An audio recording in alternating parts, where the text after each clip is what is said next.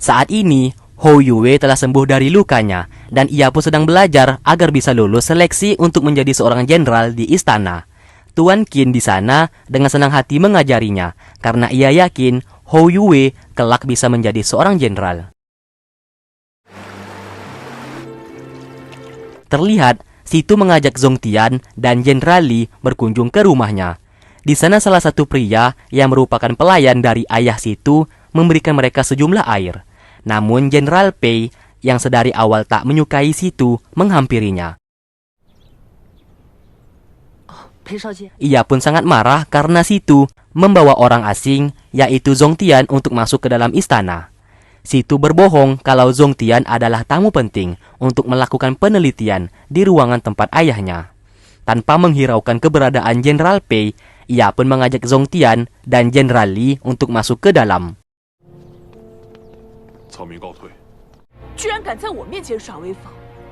Hal tersebut sangat membuatnya marah, karena Situ ia anggap sangat tak sopan kepadanya. Padahal ia memiliki jabatan yang lebih tinggi daripada Situ. Demi meluapkan emosinya, ia pun menampar salah satu pelayan dari ayah Situ, yang membuat air yang ia bawa langsung terlepas.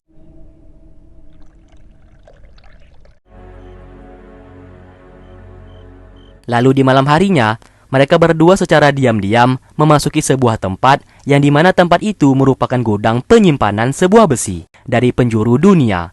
Alasan mereka datang ke sana ingin mencari informasi apakah batu besi yang terbuat dari batu luar angkasa juga berada di sana atau tidak.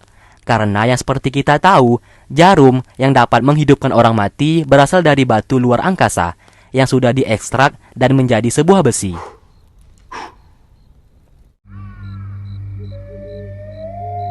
Namun pencarian mereka tidak membuahkan hasil, dan mereka pun duduk melamun di sana. Saat itu, mereka merasakan hawa kehadiran seseorang.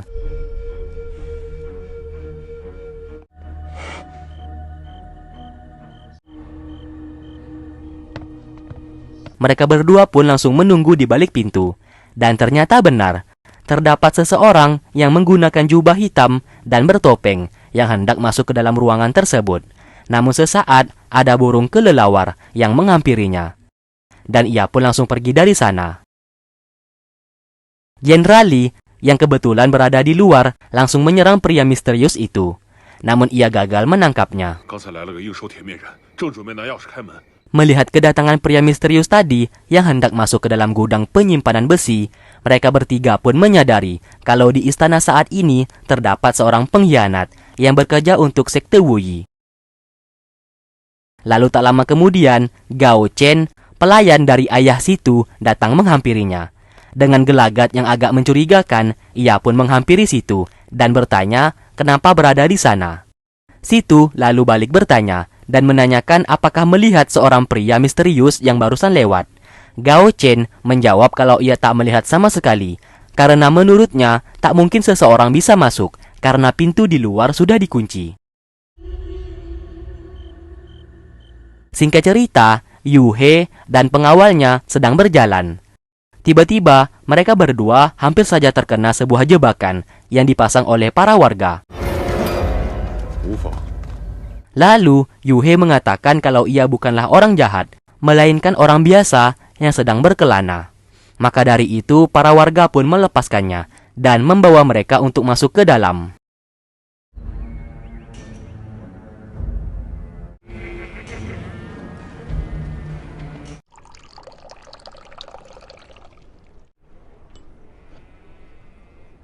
Saat sedang minum, pria di sana bertanya alasan Yu He kenapa datang ke desa mereka. Yu He menjawab kalau ia hanya mengikuti kompas miliknya yang bisa mengarahkannya untuk menemukan harta karun. Ia pun menunjukkan kompasnya kepada pria di sana sambil berkata kalau ia tahu desa yang ia pijaki saat ini bukanlah desa biasa, melainkan sebuah barak rahasia. Dan warga yang ia lihat juga bukan warga biasa, melainkan tentara milik permaisuri, ibunya Bambang. Dan ia juga tahu kalau pria di depannya ini adalah seorang menteri, kaki tangan permaisuri. Tentu saja pria di sana sangat terkejut karena Yu He telah mengetahui identitas mereka. Sesaat pria itu terkena racun dari minuman yang ia buat sendiri, tanpa ia sadari kalau wanita kucing yang berada di atas sudah mencampurkan racun ke dalam minumannya. Ia pun menanyakan maksud dan tujuan Yuhe datang ke barak milik permaisuri. Namun Yuhe tak mau menjawab pertanyaannya dan merahasiakannya dari pria tersebut. Lalu pria itu pun lari keluar untuk meminta bala bantuan. Yuhe lalu memerintahkan kedua wanita kucing itu untuk membunuh seluruh orang yang berada di barak permaisuri. Terlihat semua tentara yang berada di barak permaisuri dibunuh dengan sangat beringas. Dan pria tadi yang masih selamat menerbangkan sebuah burung untuk meminta bala bantuan kepada permaisuri. Setelah burung diterbangkan, ia pun tewas dibunuh.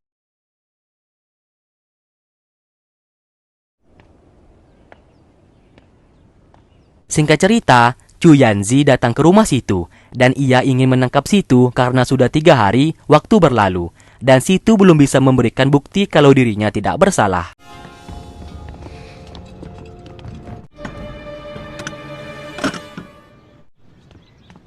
Terlihat, Yuhe dan pasukannya sedang mencari keberadaan sebuah batu yang bernama batu aerolit yang disembunyikan oleh permaisuri di barak tempat mereka pijaki saat ini.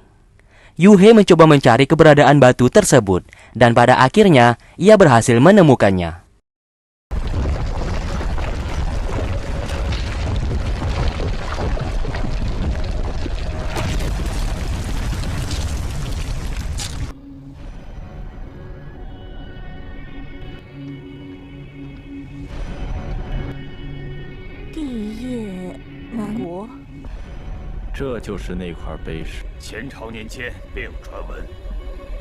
Terlihat, ia berencana menggunakan batu aerolit untuk menghidupkan kembali Dewa Tianheng yang merupakan gurunya.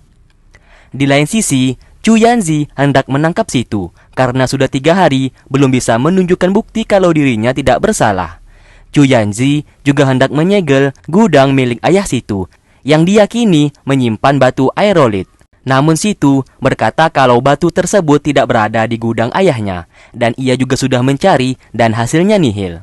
Tak lama kemudian, Zongtian datang ke sana untuk membantu Situ. Karena mereka berdua sudah berada di sana, akhirnya Chu Yanzi memerintahkan pasukannya untuk memenjarakan Situ dan Zongtian. Sebelum pergi, Situ memberikan kunci gudang ayahnya kepada Gosen untuk dijaga dan memintanya untuk diberikan kepada ayahnya kalau sudah kembali dari Gunung Tai. Di waktu bersamaan, permaisuri mendapatkan sebuah informasi dari burung miliknya, yang dimana burung itu sebagai pertanda kalau barak miliknya sudah diketahui oleh seseorang. Ia pun menjadi panik karena batu aerolit yang ia sembunyikan sudah diketahui oleh orang lain. Ia pun menyuruh pengawalnya untuk memastikan keberadaan batu tersebut. Di penjara, Zongtian dibawa oleh Chu Yanzi untuk disiksa agar mengakui perbuatannya yang sudah mencelakai putra mahkota dan dituduh sebagai salah satu komplotan penjahat yang sudah mencuri cermin api. Namun Zongtian tidak melawan sama sekali dan menuruti perintahnya. Sebelum pergi, Zongtian berpesan kepada Situ kalau ia akan baik-baik saja. Tak lama kemudian, Gosen dan pelayannya Situ datang menghampirinya. Di sana mereka berdua mengatakan kalau kunci gudang milik Chun Feng, ayahnya Situ, sudah diambil paksa oleh Jenderal Pei. Mengetahui hal tersebut membuat Situ menjadi sangat kesal kepada Jenderal Pei yang sudah berani seenak-enaknya mengambil barangnya. Lalu terdengar suara jeritan dari Zongtian yang saat itu sedang disiksa. Mereka semua pun menjadi khawatir tentang keselamatan Zongtian, terutama Situ yang sangat khawatir kepadanya. Singkat cerita, malam hari pun tiba. Terlihat, Pei mencoba masuk ke dalam gudang milik ayah Situ dan mencari batu aerolit yang sedang diincar oleh banyak orang. Namun di sana ia justru menemukan sebuah topeng dan jubah hitam, tanpa ia sadari kalau terdapat seseorang di dalamnya. Alhasil ia pun dibuat pingsan oleh pria misterius di sana.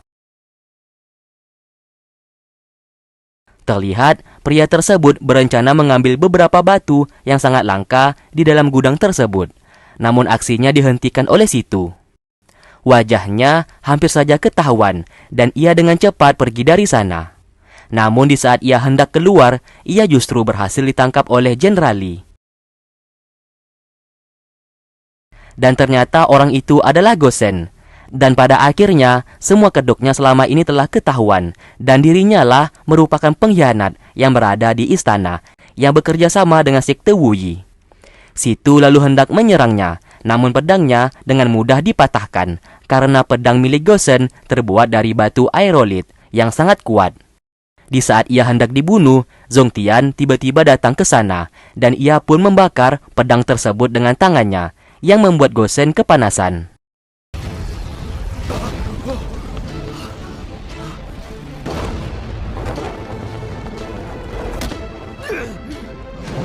Dan pada akhirnya, Gosen berhasil ditangkap oleh pasukan di sana. Situ merasa heran kenapa Zongtian baik-baik saja. Zongtian berkata kalau ia sudah merencanakan semuanya ini dari awal bersama Chu Yanzi. Dan suara teriakannya yang sedang disiksa, semuanya itu hanyalah tipuan belaka, karena ia sedari awal sudah mencurigai kalau Gosen adalah pelakunya. Gosen akhirnya ditangkap dan hendak dibawa oleh Chu Yanzi. Dan nama Situ beserta Zongtian kembali bersih dari tuduhan. Namun sesaat, Situ pergi dari sana. Zongtian mencoba mengejarnya dan meminta maaf karena tidak memberitahukan sebelumnya kepada Situ mengenai rencananya. Itu ia lakukan karena ia tak ingin Situ dalam bahaya. Situ lalu tersenyum dan berterima kasih kepadanya karena sudah mau membantunya. Ia pun meminta Zongtian untuk jangan pergi, karena ia ingin bersamanya untuk memecahkan misteri hilangnya cermin api dan batu aerolit. Tentu saja Zongtian dengan senang hati akan membantunya.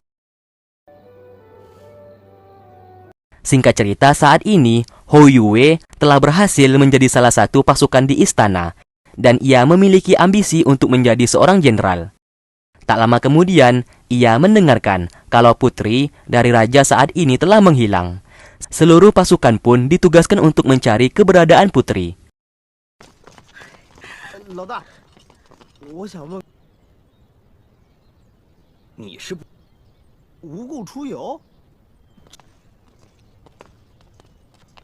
Saat sedang mencari, Hou Yue tak sengaja bertemu dengan Bunga yang sedang mengendap-endap. Di sana ia masih belum tahu kalau Bunga adalah putri raja yang hilang itu, dan Bunga juga mengaku kalau ia adalah seorang pembantu di sana.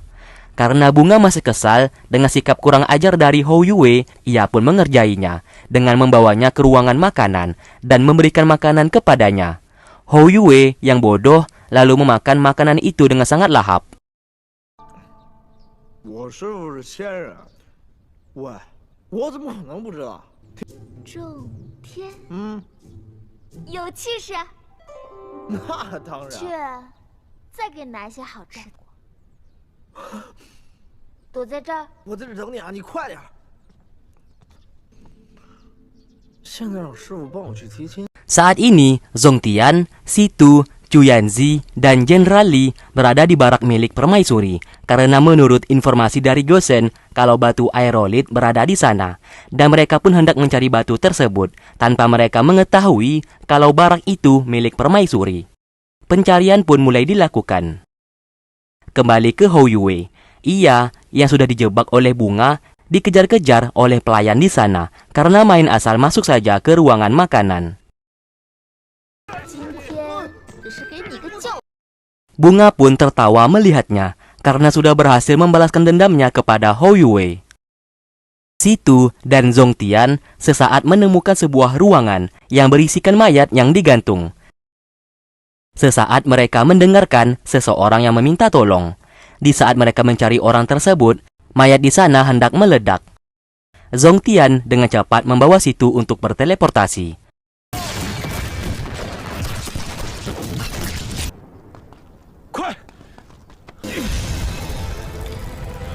Dan terlihat ia menahan asap beracun itu dengan kekuatannya. Situ yang tak sengaja memeluk Zongtian justru merasa senang dan ia pun secara perlahan memeluknya.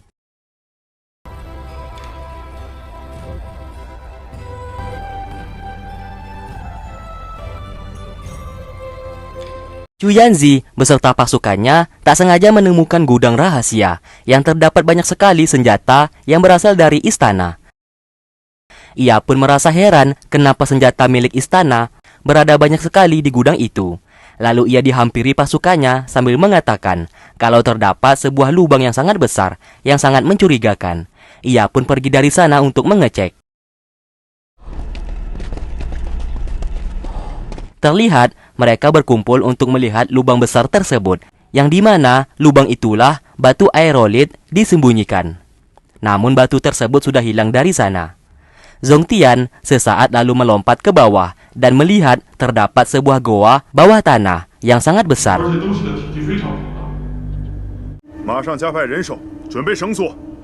Khawatir dengan Zongtian, Situ juga melompat ke bawah. Tindakannya dimarahi oleh Zongtian karena ia tak mau Situ dalam bahaya.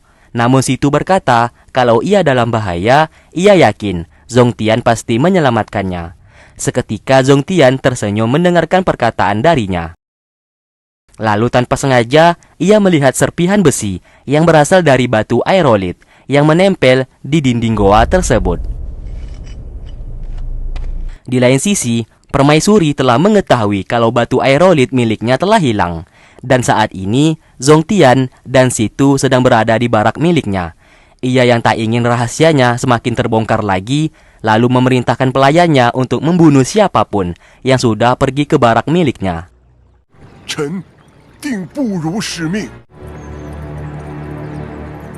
Singkat cerita, malam pun tiba. Mereka berempat mulai berdiskusi mengenai kepemilikan barak yang mereka datangi tadi. Chu Yanzi berkata kalau ia menemukan sebuah gudang senjata, dan senjata yang ia temukan berasal dari istana. Dari sinilah timbul kecurigaan kalau orang-orang dari istanalah yang memiliki barak tersebut, dan kecurigaan mereka mengarah ke Permaisuri, karena hanya orang-orang yang memiliki jabatan yang sangat tinggilah yang pasti memiliki barak tersebut. Singkatnya, mereka pun berdiskusi hingga esok pagi. Dan Situ menceritakan sebuah kisah yang dimana saat dulu, di saat kerajaan dipimpin oleh raja terdahulu, sang raja menyimpan batu aerolit yang berasal dari luar angkasa, dan batu itu disimpan baik-baik sehingga orang-orang tidak mengetahuinya. Dan yang mengetahui batu tersebut hanyalah Permaisuri, hingga dimana sang raja terdahulu telah meninggal. Permaisuri yang awalnya hanyalah seorang biarawati mendekati sang raja saat ini.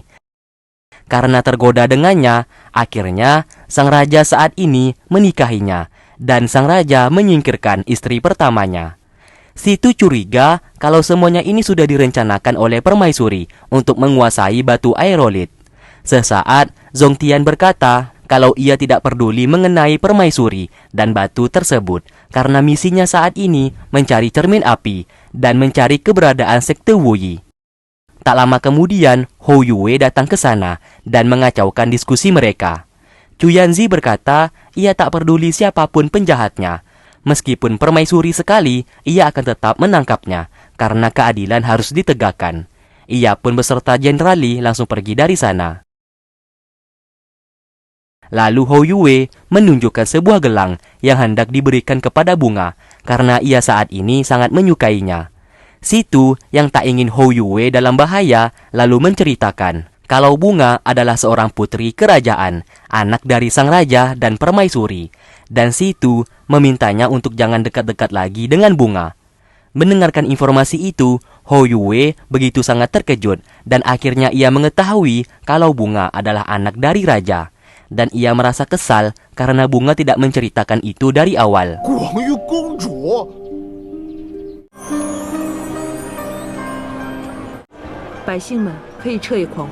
Singkat cerita, di saat mereka berdua hendak pulang, Zongtian sesaat mengajak Situ untuk bertemu nanti malam di dekat danau karena ada yang hendak ia sampaikan kepadanya. Situ pun menerima permintaannya, dan mereka berdua berjanji hendak bertemu nanti malam. 等等，我想和你约在城外灵溪湖相见。好。 Lalu, di saat Situ yang hendak pulang ke rumah, ia bertemu dengan Bambang, yang dimana Bambang mengajaknya untuk makan malam dan jalan-jalan nanti malam untuk melihat festival layang-layang. Tentu saja Situ menjadi terdiam karena ia sudah berjanji sebelumnya kepada Zongtian. Pelayan Situ yang kurang ajar justru mengiyakan permintaan dari Bambang, dan ia meyakinkan Bambang kalau Situ pasti akan pergi bersamanya.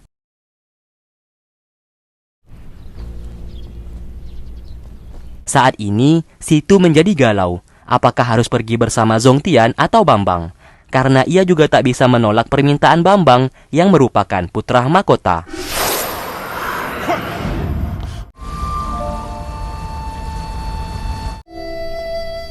小姐， 我想和你约在城外灵溪湖相见。 Ia pun menyalahkan pelayannya di sana karena mengiyakan permintaan Bambang. 可是你今日实在太莽撞了，你今日可把我害惨了。